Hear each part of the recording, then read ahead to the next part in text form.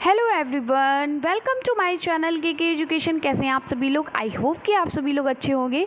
तो आज मैं आप लोगों को डीएलएड फर्स्ट सेकेंड सेमेस्टर का पेपर फर्स्ट वर्तमान भारतीय समाज एवं प्रारंभिक शिक्षा में लघुत्तरीय प्रश्नों को कराने वाली हूं, क्योंकि मैंने पिछली वीडियो में आपको बहुविकल्पी प्रश्न और अति लघुत्तरीय प्रश्नों को करा दिया है और इससे आपको ये एक आपको अंदाज़ा हो गया कि किस तरीके का आपका पेपर आता है। ठीक है, तो आज मैं आप लोगों को लघुत्तरीय प्रश्नों को भी करा देती हूँ और दिखाती हूँ कि देखिए किस तरीके से पेपर आता है।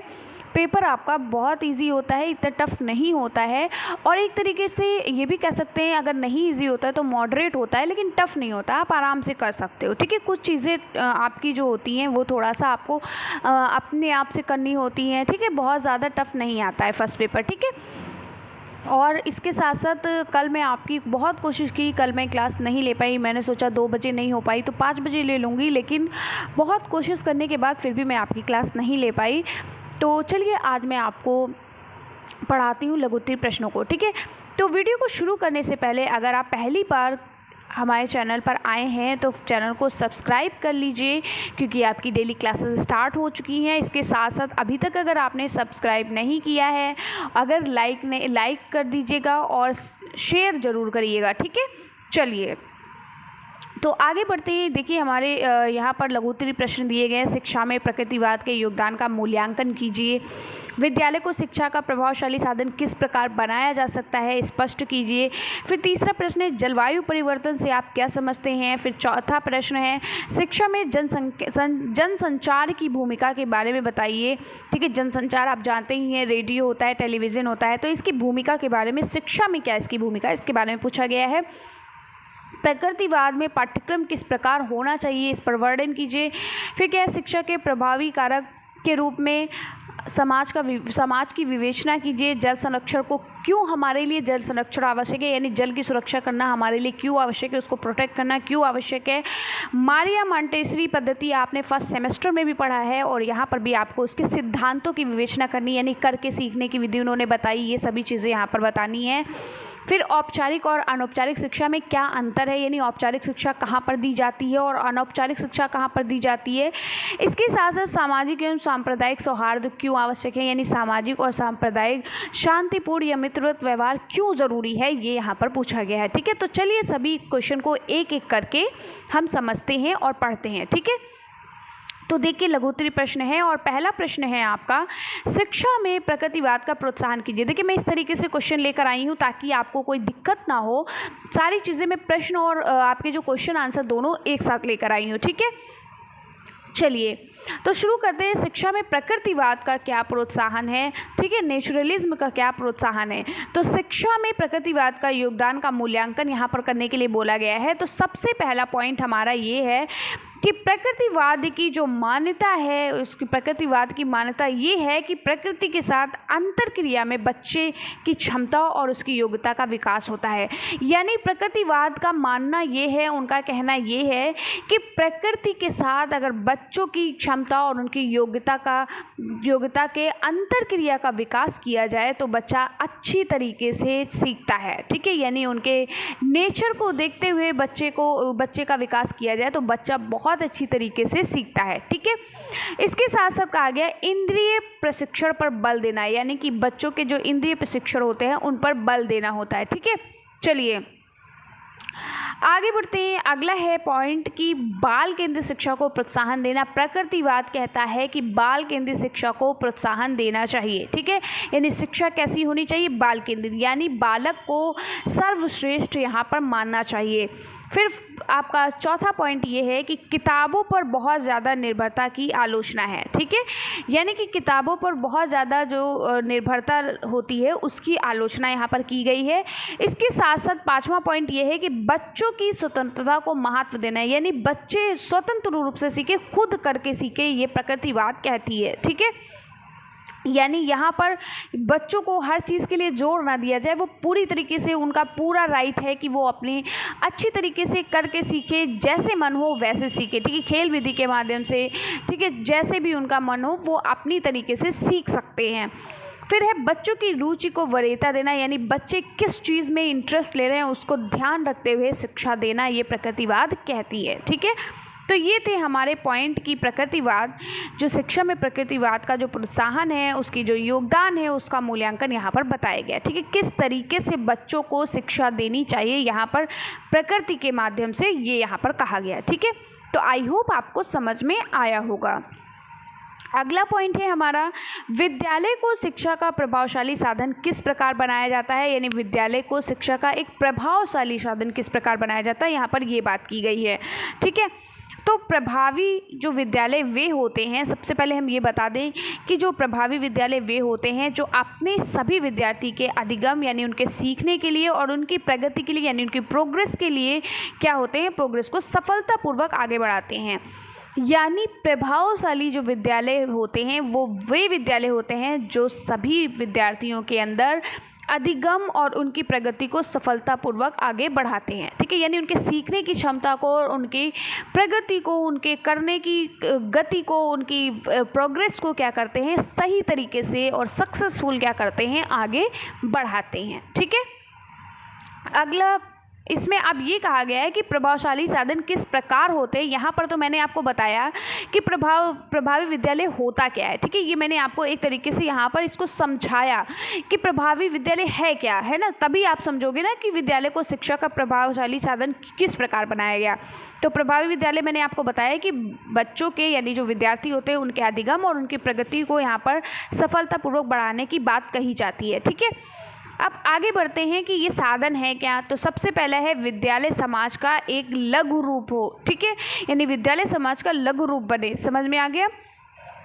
अगला पॉइंट ये है पाठ्यक्रम में परिवर्तन। अगर आप जो है वो सिलेबस में चेंजिंग लाते रहते हो, करिकुलम में चेंजिंग लाते रहते हो, तो बच्चा और अच्छी तरीके से सीखता है। ठीक है, यानी जब भी कुछ नया हो तो नई नई चीज़ें बच्चों के पाठ्यक्रम में ऐड करना। फिर तीसरा पॉइंट है विद्यालय और परिवार में सहयोग और संबंध दृढ़ किए जाएंगे। यानी विद्यालय और परिवार में क्या है, आपस में संबंध होना चाहिए। यानी बच्चा क्या कर रहा है उसके पेरेंट्स से भी, यानी जो आपकी पेरेंट्स मीटिंग होती है, ठीक है, उससे रिलेटेड यहाँ पर बात की गई है कि बच्चों के जो है परिवार से भी विद्यालय को संपर्क करना चाहिए। ठीक है, उनसे सहयोग बनाए रहना चाहिए ताकि बच्चे के बारे में पता चल सके। ठीक है, आगे बढ़ते ही अगला पॉइंट है लोकतांत्रिक वातावरण के लिए। ठीक है, लोकतांत्रिक वातावरण के लिए प्रभावी विद्यालय बहुत इंपॉर्टेंट है। फिर इसके बाद है योग एवं प्रशिक्षित अध्यापक के लिए भी ये हमारा प्रभावशाली विद्यालय बहुत ज़रूरी है।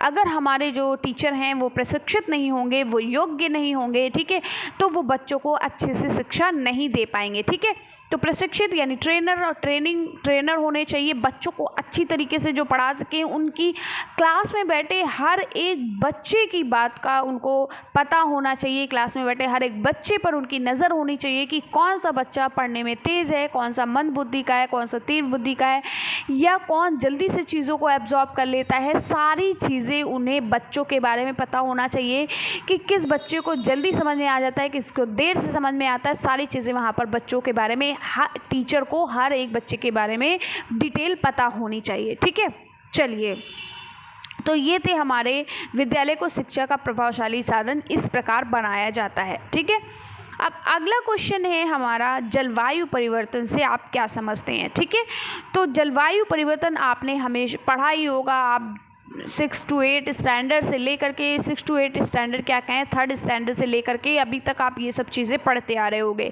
तो आपको अच्छे से पता है कि जलवायु परिवर्तन क्या होता है। फिर भी मैं आपको बता देती हूँ।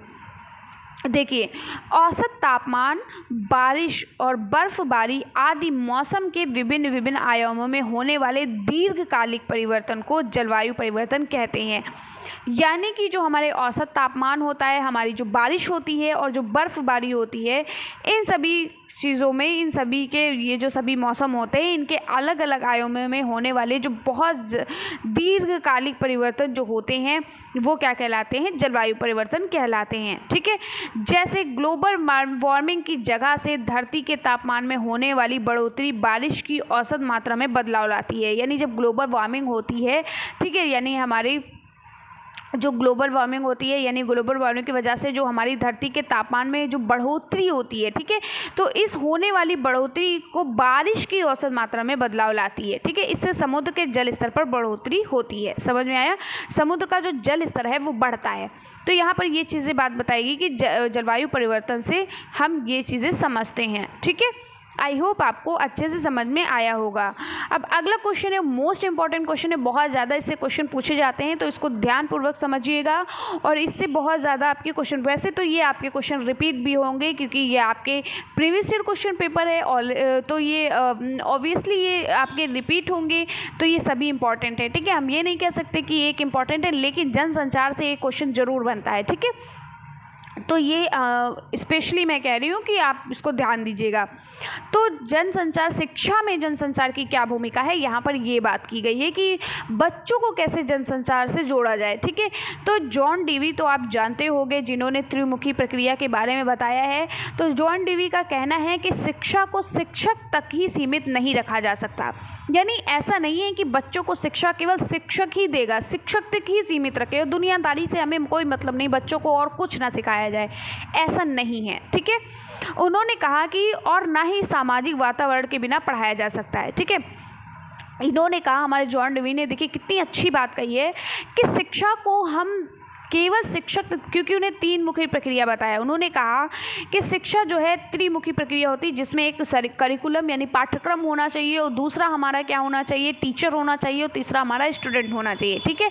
यानी शिक्षक होना चाहिए जो ज्ञान दे, और उसके और किस तरीके से ज्ञान दे, कौन माध्यम होना चाहिए, वो माध्यम हमारा करिकुलम होता है, यानी हमारा क्या होता है, हमारा पाठ्यक्रम होता है, और माध्यम को पहुंचाए किसके तक, तो उस माध्यम को हम अपने बच्चों तक पहुंचाते हैं, यानी कि उसके लिए विद्यार्थी जरूरी। तो इसलिए इन्होंने तीन मुखी प्रक्रिया बताई, ठीक है, त्रिमुखी प्रक्रिया बताई। अब इन्होंने कहा कि ऐसा नहीं है, कि जॉन डीवी ने कहा ऐसा नहीं है कि शिक्षा जो है वो केवल शिक्षक तक ही सीमित है, बच्चे को शिक्षा केवल शिक्षक ही दे सकते हैं, इसके अलावा और ना ही सामाजिक वातावरण के बिना पढ़ाया जा सकता है। यानी ये कहा गया है कि शिक्षा को शिक्षक तक ही सीमित नहीं रखा जा सकता, और ना ही केवल सामाजिक वातावरण के बिना पढ़ाया जा सकता है, ठीक है। सामाजिक वातावरण भी बहुत ज़रूरी है। अगर बच्चों को उसके समाज से रिलेटेड नहीं पढ़ाओगे, उसके इन्वायरमेंट से रिलेटेड नहीं पढ़ाओगे, ठीक है, उसके परिवार से रिलेटेड नहीं पढ़ाओगे, तो फिर कैसे वो समझेगा चीज़ों को, ठीक है। इसलिए शिक्षा के सामाजिक परिवेश में मॉस मीडिया एक ऐसी शक्तिशाली शक्ति है, यानी आधुनिक इलेक्ट्रॉनिक तकनीकों और प्रौद्योगिकी के माध्यम से हम क्या कर सकते हैं, जनसंचार माध्यम यह साबित करते हैं कि शिक्षा वास्तव में व्यापक है, यानी शिक्षा बहुत लंबे तक चलने वाली प्रक्रिया है, ना कि कक्षा की चार दीवारों तक सीमित है। हम जनसंचार के माध्यम से हम ये साबित कर सकते हैं कि शिक्षा की वास्तव में अगर देखा जाए, कि रियल में अगर देखा जाए, तो ये बहुत लंबी प्रक्रिया है, ये व्यापक है, ये केवल चार दीवारों में ही नहीं सीमित है, ठीक है। ऐसा नहीं कि हम सिर्फ चार दीवारों में ही सीखते हैं, उसके बाद आकर के हम कुछ नहीं सीखते, हम अपने जीवन प्रयत्न सीखते रहते हैं, ठीक है। तो कक्षा में समाचार पत्र पत्रिकाओं आदि की सहायता से शिक्षण जहां विषय को जीवंत बनाता है, वहीं बच्चों का समाज से भी जुड़ाव होता है, ठीक है। यानी कि जो समाचार पत्र और पत्र पत्रिकाएं जो होती हैं, वो बच्चों के जीवन से तो जुड़े ही होती है, साथ ही साथ वो समाज से भी जुड़ाव रखती है, यानी हमें समाज में जो भी चीज़ें हो रही हैं उसका भी बच्चों को पता लगता है, ठीक है। और अलग अलग तरह के शोध ने कक्षा के भीतर व कक्षा के बाहर इन साधनों को प्रयोग का मूल्यांकन किया है और पाया है कि शिक्षा के साधन के रूप में उनके परिणाम उत्साहवर्धक हैं, ठीक है। चलिए आगे बढ़ते हैं। अगला है थोड़ा सा पॉइंट, ये देखिए, शिक्षा में जनसंचार माध्यम press, radio, motion picture, television आदि है, ठीक है। इसलिए जनसंचार माध्यम अनेक है और उनके तकनीकी रूप से शिक्षा की निष्क्रिय एजेंसियां कहा जाता है। ये अप्रत्यक्ष रूप से लोगों के दृष्टिकोण और व्यवहार को प्रभावित करता है, यानी प्रत्यक्ष रूप से तो नहीं करता है, लेकिन अप्रत्यक्ष रूप से लोगों के दृष्टिकोण को और व्यवहार को क्या करता है, प्रभावित करता है, ठीक है। चलिए आगे बढ़ते हैं। अगला क्वेश्चन है, प्रकृतिवाद में पाठ्यक्रम किस प्रकार होना चाहिए, इसका वर्णन कीजिए। देखिए प्रकृतिवाद है, बहुत ज़्यादा पूछा जाता है, प्रकृतिवाद है आपका, आदर्शवाद है, ठीक है, ये सभी चीज़ें आपकी बहुत पूछी जाती हैं, ठीक है, ये सब चीज़ें आपको पढ़नी है। और ये सारी चीज़ें मैं ऑलरेडी पढ़ा चुकी हूँ, ठीक है, वहीं से मैंने यहाँ से आपके क्वेश्चंस लिए हैं, मतलब ये आपके तो प्रीवियस ईयर क्वेश्चन पेपर है, लेकिन जो मैं पढ़ा चुकी हूँ उसी से रिलेटेड ये मैंने आपको सब बताया है। ठीक है, तो चलिए, प्रकृतिवाद परंपरागत शिक्षण की आलोचना करता है। ठीक है, इसका कहना है कि प्रकृति की ओर लौटो का नारा ये देता है। ठीक है, प्रकृतिवाद जो है ये परंपरागत शिक्षण की आलोचना करता है और इसका नारा क्या है, प्रकृति की ओर लौटो। तो ये बहुत पूछा जाता है, प्रकृति की ओर लौटो ये किसका नारा है, यानी प्रकृति की ओर वापस आने का किसका नारा है, ये है प्रकृतिवाद का। ठीक है, उनकी मान्यता है कि बच्चे को स्वयं के अनुभव के आधार पर सिखाना चाहिए, यानी बच्चे को जो भी चीज़ें सीखनी चाहिए वो किसके आधार पर, स्वयं के अनुभव के, यानी जो वो खुद का उसका जो एक्सपीरियंस है उसके अनुभव के आधार पर उसको सीखना चाहिए। ठीक है, स्वयं के एक्सपीरियंस के आधार पर, यानी खुद के एक्सपीरियंस के आधार पर उसको सीखना चाहिए। ठीक है, चलिए, स्वयं का अनुभव का मतलब ये है कि जो चीज़ उसको पहले से पता है उसी से रिलेटेड उसको सिखाना चाहिए। ठीक है, जैसे मैं हमेशा आपको फर्स्ट सेमेस्टर में बताती थी कि मान लो को आप बच्चों को पेड़ पौधों के बारे में, जीव जंतुओं के बारे में, अगर एक चैप्टर आता है पेड़ पौधे एवं जीव जंतु, इसके बारे में अगर आप बच्चों को पढ़ा रहे हो तो सबसे पहले बच्चों से पूछो कि क्या बच्चों आपने अपने घर के आसपास या कहीं पर भी आपने पेड़ को देखा है, पेड़ पौधों को देखा है, जीव जंतुओं को देखा है। तो सभी बोलेंगे हाँ मैंने कुत्ता देखा है, कोई कहेगा मैंने बिल्ली देखा है, कोई कहेगा मैंने चूहा देखा है, कोई कहेगा मैंने आम का पेड़ देखा है, कोई कहेगा मैंने अमरूद का पेड़ देखा है, कोई कहेगा नीम का पेड़ देखा। तो सभी अपनी अपनी चीज़ें बताएंगे और कैसा होता है ये भी बताएंगे, हरी हरी पत्तियां होती हैं, ऐसे होता है, गुलाब का फूल देखा, लाल लाल होता है ना। तो बच्चे अपना अपना अनुभव, अपना अपना एक्सपीरियंस क्या करते हैं, शेयर करने लगते हैं। ठीक है, तो उसी से रिलेटेड बच्चों को आगे पढ़ाना चाहिए। अब पेड़ तो उसने देखा, ठीक है, पेड़ के सभी भागों को देखा, लेकिन उनको पता है जड़ तना पत्ती, जड़ तना पत्ती, पत्ती पता होगी कि ये भाई पत्ती है क्योंकि आम भाषा में बोला ही जाता है, ये आपकी टहनियाँ हैं।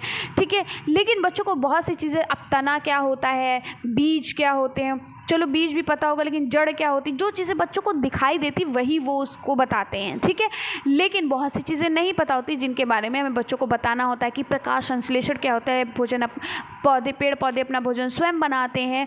तो ये सारी चीज़ें भी हमें बच्चों को बतानी होती है, यानी कि उनके जो खुद का एक्सपीरियंस उनका होता है उसी से रिलेटेड बच्चों को जोड़कर पढ़ाना चाहिए। हमारा मेन मकसद ये था कहने का। ठीक है, अगला पॉइंट यहाँ पर हम कह सकते हैं कि प्रकृतिवादी पाठ्यक्रम की मूल प्रवृत्तियों और प्राकृतिक रुचियों और स्वाभाविक क्रियाओं, व्यक्तिगत विभिन्नताओं तथा यौन समस्याओं को ध्यान में रखकर तैयार किया जाता है। ठीक है, तो कितनी अच्छी बात प्रकृतिवाद कहते हैं।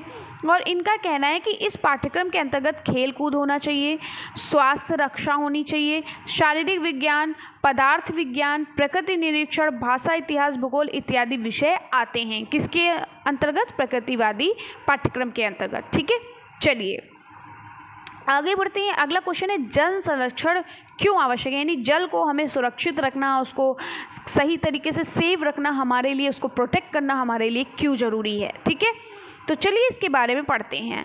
तो जल संरक्षण जो होता है, जल हमारे लिए कितना महत्वपूर्ण है इसका अनुमान हमें तब होता है जब हमें यह पर्याप्त मात्रा में उपलब्ध नहीं होता है। ठीक है, तो ये जल की बात नहीं, कोई भी चीज़ होती है जब हमें अच्छी तरीके से प्राप्त नहीं होती तो हमें उसका बहुत अनुमान होता है, उसका हमें बहुत ज़्यादा ये रहता है कि हाँ ये चीज़ नहीं, ये हमारे लिए कितना ज़रूरी है, इस बात का हमें तभी पता चलता है जब वो चीज़ हमारे पास नहीं होती या उस चीज़ की कमी होती है। अगर चीज़ भर के हमारे पास होती तो हमें उसका इतना अंदाज़ा नहीं होता है। ठीक है, ना ही हम उसके बारे में सोचते हैं, बस उसको फालतू तरीके से अच्छी तरीके से यूज़ नहीं करते हैं, ये सोचते हैं कि ये तो मेरे पास भरा हुआ है। ठीक है, तो वही कहा गया कि जब हमें इसका पता चलता है, जब ये चीज़ हमारे पास पर्याप्त मात्रा में नहीं होती है, तब हम उस चीज़ का अंदाज़ा लगाते हैं कि ये हमारे लिए कितनी ज़रूरी थी। ठीक है, तो वही कहा गया कि जल हमारे लिए कितना महत्वपूर्ण है, इसका अनुमान, इसका अंदाज़ा हम तभी लगा सकते हैं जब हमें यह पर्याप्त मात्रा में उपलब्ध नहीं होता है। जल की प्रत्येक बूंद हमारे लिए कीमती है। ठीक है, जल की हर एक एक बूंद हमारे लिए क्या है, कीमती है, इसे बचाने का प्रयास किया जाना चाहिए। ठीक है, जैसे हम लोग जिस एरिया में रहते हैं, जहाँ पर भी रहते हैं, तो क्या होता है हमारे यहाँ क्या है, जल की कमी नहीं है। ठीक है, पानी की कमी नहीं, लेकिन जिस एरिया में जैसे पहाड़ी इलाकों में उन समय पानी की कितनी ज़्यादा कमी होती है, लोग जाते हैं पहाड़ी इलाकों में पानी भरने के लिए, है ना, तो उनसे पूछो कि जल की एक एक बूंद कितनी ज़रूरी है, कितनी महत्वपूर्ण होती है। ठीक है, तो यहाँ पर ये कहा गया है कि औद्योगिकीकरण एवं शहरीकरण के कारण कुओं तथा तालाबों में लगातार कमी होती जा रही है। ठीक है, यानी कि शहरों में देखो बड़ी बड़ी फैक्ट्रियाँ लग गई हैं, बहुत बड़े बड़े से जो फैक्ट्रियाँ हैं, ठीक है। तो जिसकी वजह से क्या है, शहरीकरण में क्या है, कुओं और तालाबों की कमी हो गई है, ठीक है। और भूमिगत जल का स्तर गिर रहा है, तो भविष्य में जल संकट का कारण बन सकती है। अतः जल संकट से बचने के लिए जल संरक्षण आवश्यक है। यानी जल खत्म होने की संकट में जल संकट से बचने के लिए हमारे लिए जल बहुत ज़रूरी है, ठीक है। हमें पेड़ पौधों को लगाना चाहिए, ठीक है। लोग देखो पेड़ पौधे कितना ज़्यादा आपके पेड़ काट दिए जा रहे हैं, ठीक है। बहुत सारे अब देखिए बिल्डिंग्स बनती हैं, फैक्ट्रियाँ बन रही हैं, जिनकी वजह से पेड़ों को काट दिया जाता है और वहाँ पर ना ही नदी है, वहाँ पर ना ही कुआं है, ना ही तालाब है, सारी चीज़ें ख़त्म कर दी जा रही। तो इससे जल की क्या हो जाएगी, धीरे धीरे कमी होती जाएगी और ये हमारे लिए एक संकट पैदा हो जाएगी, ठीक है। तो जल संकट से बचने के लिए हमें जल संरक्षण बहुत ज़रूरी है। कैसे ज़रूरी है मैंने अभी आपको ऊपर बताया, ठीक है। चलिए अब आपका अगला क्वेश्चन है, मॉन्टेसरी पद्धति के सिद्धांतों की विवेचना कीजिए। और आपने मारिया मॉन्टेसरी जी के बारे में तो पढ़ा ही होगा कि मारिया मॉन्टेसरी जी कौन थी और उन्होंने क्या किया था, ठीक है। तो मारिया मॉन्टेसरी के बारे में आप बहुत अच्छे से समझ चुके हो, पढ़ चुके हो फर्स्ट सेमेस्टर में, और आई होप कि सारी चीज़ें आपको अच्छे से समझ में आई होंगी मारिया मॉन्टेसरी जी के बारे में। फिर भी मैं उनके बारे में थोड़ा सा बता देती हूँ। देखिए मारिया मॉन्टेसरी जो थी, इनका जन्म जो हुआ था, आपको पता है इनका जन्म इटली में हुआ था 1870 ईस्वी में, ठीक है। इनका जन्म इटली में 1870 ईस्वी में हुआ था। कहाँ हुआ था, इटली में, ठीक है। इटली में 1870 ईस्वी में हुआ था। और इन्होंने क्या किया था, ये एक सुशिक्षित परिवार में हुआ था, जहाँ पर इनका परिवार बहुत शिक्षित था, ठीक है। बढ़िया एक संपन्न और शिक्षित परिवार में हुआ था। और मारिया मॉन्टेसरी ने बहुत अच्छी तरीके से शिक्षा प्राप्त की थी, ठीक है। जब ये 24 वर्ष की थी, ठीक है, जब ये 24 साल की थी, तब इन्होंने क्या किया, रोम विश्वविद्यालय के चिकित्सा में MD की उपाधि प्राप्त की थी, ठीक है। और ये जो थी मारिया ने जो मॉन्टेसरी थी, इनका अनुभव ये था कि शिक्षा पद्धति एक प्रमुख कमी है और सभी विद्यार्थियों को एक ही विधि से समान शिक्षा का दिया जाना चाहिए। यानी कि सभी विद्यार्थी, चाहे वो किसी भी कैटेगरी के आते हों, चाहे वो किसी भी कास्ट के हों, किसी भी रिलीजन के हों, सभी के लिए शिक्षा समान होनी चाहिए। इन्होंने ये बात कही, ठीक है। तो उससे रिलेटेड ये हमारी जो यहाँ पर पद्धतियाँ पूछी गई, यानी मारिया मॉन्टेसरी पद्धति के सिद्धांतों को पूछा गया, तो हम यहाँ पर सिद्धांत की बात करते हैं। थोड़ा सा मैंने आपको बता दिया कि मारिया मॉन्टेसरी जो है इटली की रहने वाली थी और ये एक सुशिक्षित परिवार से थी, जहाँ पर इनके माता पिता सभी लोग शिक्षित थे, ठीक है। बहुत अच्छे परिवार से थी, बहुत अच्छे बैकग्राउंड से थी। इसी वजह से इनके मन में हमेशा रहता था कि बच्चों को ऐसी शिक्षा दी जाए, आने वाली पीढ़ियों को, आने वाली जनरेशन को ऐसी शिक्षा दी जाए जो सभी के लिए समान हो, ठीक है। चलिए तो मॉन्टेसरी पद्धति में हमारा क्या है, मॉन्टेसरी पद्धति के सिद्धांत हैं, उनको हम पढ़ते हैं। चलिए देखते हैं आगे। तो इन्होंने कहा कि खोज द्वारा सीखना, ठीक है, बच्चों को अन्वेषण करके, खोज मतलब अन्वेषण करके या खोज द्वारा सीखना, ठीक है। बच्चों को खोज द्वारा सीखना मतलब बच्चे खुद ही चीज़ों को ढूंढे, खुद ही चीज़ों को क्या करके उसको एब्जॉर्ब करें, कि देखें, कि उसका ऑब्जर्व करें कि कैसी चीज़ें हैं, क्या है, वो खुद करके, मतलब एक तरीके से हम कह सकते हैं कि करके सीखना, ठीक है। दूसरा है शैक्षिक वातावरण तैयार करना, यानी बच्चों के समक्ष क्या करना, शैक्षिक एक वातावरण को तैयार करना, ठीक है। दूसरा है विशिष्ट सामग्री का उपयोग करना, यानी अलग अलग सामग्रियों का उपयोग करके बच्चों को सिखाना या सीखना। ठीक है। छात्र की व्यक्तिगत पसंद, यानी छात्र की व्यक्तिगत पसंद का, यानी कौन से छात्र क्या पसंद करते हैं, उससे रिलेटेड बच्चे, बहुत से लोगों को खेल में बहुत ज़्यादा इंटरेस्ट होता है, किसी को पढ़ाई में ज़्यादा इंटरेस्ट होता है, कोई मैथ में ज़्यादा जो है इंटरेस्टिंग लेता है, कोई इंग्लिश में ज़्यादा इंटरेस्ट लेता है ना। तो बच्चों की व्यक्तिगत पसंद को देखते हुए उनको शिक्षा देना, ठीक है। पांचवा पॉइंट इन्होंने ये कहा कि आयु समूहों के लिए कक्षाएं होना चाहिए, यानी ऐसा नहीं कि कक्षा 2 में कक्षा 10 के बच्चों को आकर पढ़ा दिया गया, ठीक है, या कक्षा 10 में कक्षा 2 के बच्चों को भेज दिया गया। तो बच्चों की आयु को मद्देनज़र रखते हुए बच्चों की कक्षाओं को तैयार करना या कक्षाएं होनी चाहिए, ठीक है। फिर क्या है, सहयोगात्मक शिक्षा और खेल, यानी बच्चों को सहयोगात्मक शिक्षा और खेल देना है बच्चों को, यानी कि आपस में मिलजुल कर शिक्षा देना और खेल सिखाना, ठीक है। अगला पॉइंट है बिना किसी रुकावट के कक्षाएं चलानी चाहिए, यानी कोई भी किसी भी तरीके की रुकावट ना हो बच्चों की कक्षा को चलाने में, तो बिना किसी रुकावट के कक्षाएं चलानी चाहिए, इन्होंने ये भी बात कही। ठीक है, फिर इन्होंने कहा कि शिक्षक जो है एक मार्गदर्शक है और पर्यवेक्षक के रूप में होना चाहिए, यानी शिक्षक जो है एक मार्गदर्शक और एक पर्यवेक्षक के रूप में होना चाहिए, यानी बच्चों को सही राह सिखाने, बच्चों को सही से उनको बताने, उनको समझाने, उनको पढ़ाने का उनके अंदर पूरी क्या होना चाहिए, स्किल होना चाहिए। ठीक है, चलिए अब अगला प्रश्न है औपचारिक शिक्षा और अनौपचारिक शिक्षा में क्या अंतर है। बहुत इंपॉर्टेंट क्वेश्चन है और ये बहुत पूछा जाता है और देखिए पूछा भी गया है। ठीक है, तो औपचारिक शिक्षा क्या होती है, मैंने आपको बताया है कि ऐसी शिक्षा या वह शिक्षा होती है जो एक निश्चित स्थान पर एक निश्चित लोगों द्वारा प्रदान की जाती है, यानी कि यहाँ पर क्या होता है निश्चित स्थान पर, यानी एक निश्चित स्थान जैसे कि विद्यालय, स्कूल, महाविद्यालय। ठीक है, यानी कि आपका स्कूल हो गया, कॉलेज हो गया, यूनिवर्सिटीज़ वगैरह होती वहाँ पर, और निश्चित लोगों यानी आपके टीचर वहाँ पर होते हैं पढ़ाने के लिए, तो टीचर के बीच में दी जाती है। ठीक है, तो औपचारिक शिक्षा वह शिक्षा होती है जो एक निश्चित स्थान पर निश्चित लोगों के द्वारा प्रदान की जाती है। इसमें क्या होता है, इसमें आपका जो है पाठ्यक्रम, समय, विषय पहले से ही निश्चित होता है।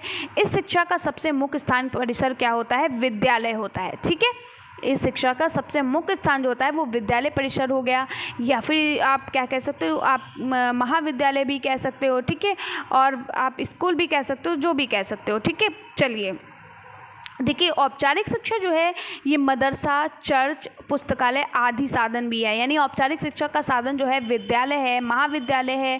ठीक है, मदरसा भी है, मदरसा जहाँ पर बच्चों को, मुस्लिम बच्चों को शिक्षा दी जाती है। ठीक है, कल मैंने आपको मकतब व मदरसा बताया था ना, मकतब व मदरसा से रिलेटेड इसी आपके मतलब पेपर में क्वेश्चन आया था।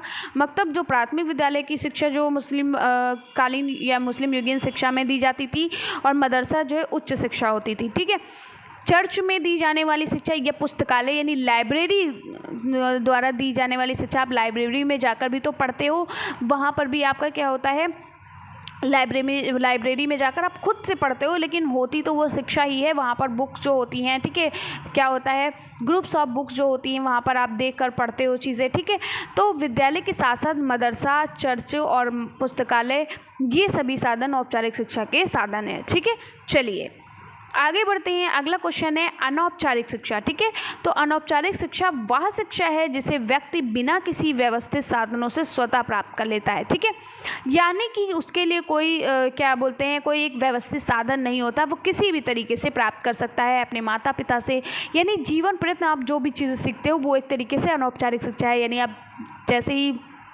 आपने जन्म लिया फिर आप अपने माँ के संपर्क में आ जाते हो, माँ से चीज़ों को सीखते हो, भाई बहनों से, परिवार में जितने भी लोग हैं, चाचा चाची, दादा दादी, नाना नानी, ठीक है, जो भी हैं आपके कजिन्स जो होते हैं, उन सभी से आप जो भी शिक्षा प्राप्त करते हो, ठीक है, तो वो क्या होती है, अनौपचारिक शिक्षा होती है। ठीक है, अनौपचारिक शिक्षा ये आकस्मिक एवं अनियोजित होती है। ठीक है, जिसमें व्यक्ति अपने दैनिक जीवन के विभिन्न अनुभवों से प्राप्त करता है।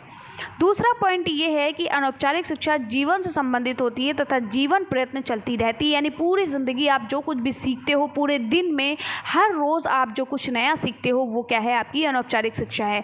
इसके लिए या इसकी ना कोई निश्चित योजना होती है, इसका कोई प्लानिंग नहीं होती कि अब ये पाठ्य योजना बनाई जाएगी या कोई योजना या कोई प्लानिंग बनाई जाएगी तभी आप सीखोगे, ना ही समय निश्चित होता है और ना ही कोई पूर्व निश्चित उद्देश्य होता है, यानी अब किसी को पहले से ही कोई आपका उद्देश्य निश्चित नहीं होता कि आप इस उद्देश्य के लिए आप चीज़ों को सीख रहे हो। ठीक है, अगला पॉइंट है अनौपचारिक शिक्षा में बालक स्वतंत्र रूप से स्वतंत्र वातावरण में स्वयं प्रयास करके स्वाभाविक रूप से शिक्षा प्राप्त करता है। ठीक है, फोर्थ पॉइंट है इस शिक्षा के नियम, योजना आदि के अभाव, इस शिक्षा में नियम, योजना आदि के अभाव के कारण इसे अनियमित शिक्षा भी कहा जाता है। अगर आपसे पूछा जाए, मान लो आपसे पूछा जाए कि अनियमित शिक्षा के बारे में बताइए, अनियमित शिक्षा किसे कहते हैं, तो आपको ये याद रखना है कि अनौपचारिक शिक्षा को अनियमित शिक्षा कहते हैं, यानी जिसका कोई नियम नहीं होता है, हम किसी भी तरीके से कभी भी कहीं भी कुछ भी सीख सकते हैं। ठीक है, मतलब पूरे दिन में हम जो कुछ भी सीखते हैं वो हमारी क्या है,